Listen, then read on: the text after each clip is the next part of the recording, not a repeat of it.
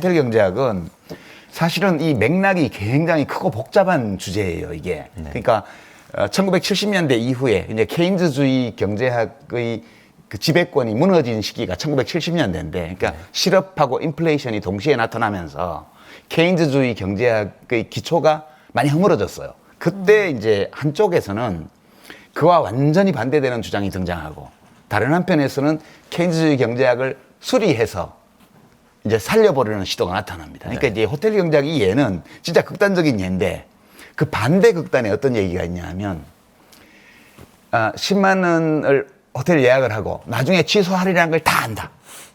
이게 합리적 기대가설인데, 정부가 하는 모든 정책의 효과가 어떻게 나타날지를 모든 경제 주체가 다 알기 때문에 정부의 재정 정책은 아무 효과가 없다. 그렇게 주장을 하고, 그러니까 재정 정책을 쓰지 말라고 한 거예요.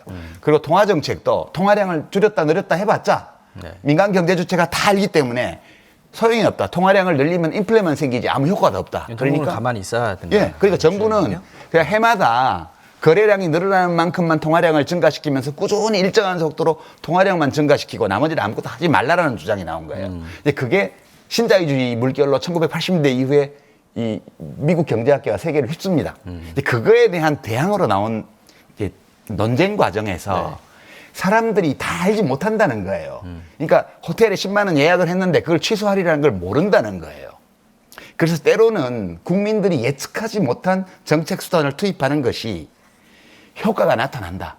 그래서 이제 이른바 피스칼리스트, 재정주의자들 쪽에서 자기네들의 주장을 강화해서 얘기하기 위해서 그와 비슷한 유사한 우화들을 만들어낸 거예요. 이제 그거를 이재명 대표가 가지고 온 건데, 그 사례도 극단적인 사례고, 그다음에 그거에 대한 반격도 극단적이었어요. 근데 이 문제는 그냥 단순히 극단적인 주장이 부짓하다는 문제가 아니라 우리 삶의 진실은 그 중간 어디쯤 있다는 얘기예요.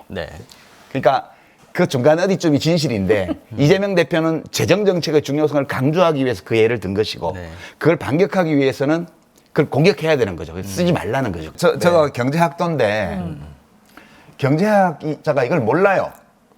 만약 경제학이 이걸 안다면 세상 어느 나라가 가난하겠어요? 그러니까 이게 제 말이 아니고 폴 크루그먼이라는 노벨 경제학상을 받은 아주 세계적으로 유명한 정치학자가 경제학의 향년이라는 책에 써놓은 내용이에요. 경제학은 옳은 얘기를 하는데 쓸데없는 얘기가 별로 없다는 거예요. 그리고 19세기 의학 비슷한 수준이어서 건강에 좋은 생활 방식이나 이런 거에 대해서 조언을 잘 줄 수 있대요. 근데 환자가 오면 치료를 못 해요. 근데 이제 그런데도 그래도 치료는 해야 되잖아요. 그래서 이제 경제학자들이 여러 아이디어를 냈는데, 지금 질문하신 내용 중에 되게 중요한 게 세 가지가 있는데, 첫 번째 가계부채 말씀하셨는데요. 여러 원인이 있지만 이 코로나19를 극복하는 과정에서 OECD의 다른 나라와 비교하면 다른 나라들은 국가부채가 엄청 늘었습니다.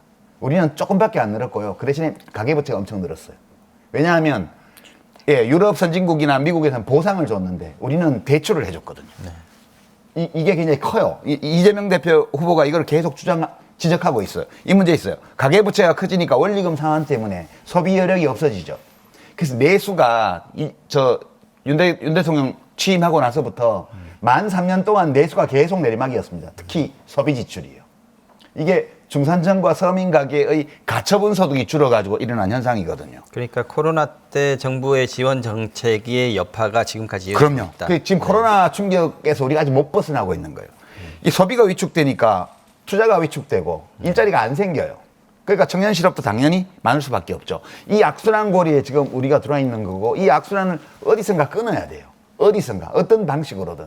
이거에 대해서 사실 지난번 이틀 전 경제토론 때 이 진단은 거의 누구나 동의하거든요. 그렇죠. 그러니까 이 고리를 어떤 정책 수단으로 언제 어떻게 끊을 것인가에 논의가 집중돼서 해야 되는데 그게 안 됐습니다. 그런데 저는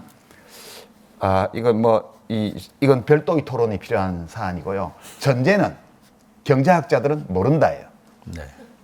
경제학자들이 모를 때도 해법을 찾는 정치인들이 있습니다. 이제 1920년대 대공황 때 미국의 프랭클린 루즈벨트 대통령이 당시 경제학자들이 모든 조언을 뿌리치고 헌법재판소가 줄줄이 위헌 결정을 하는데도 뉴딜을 했거든요.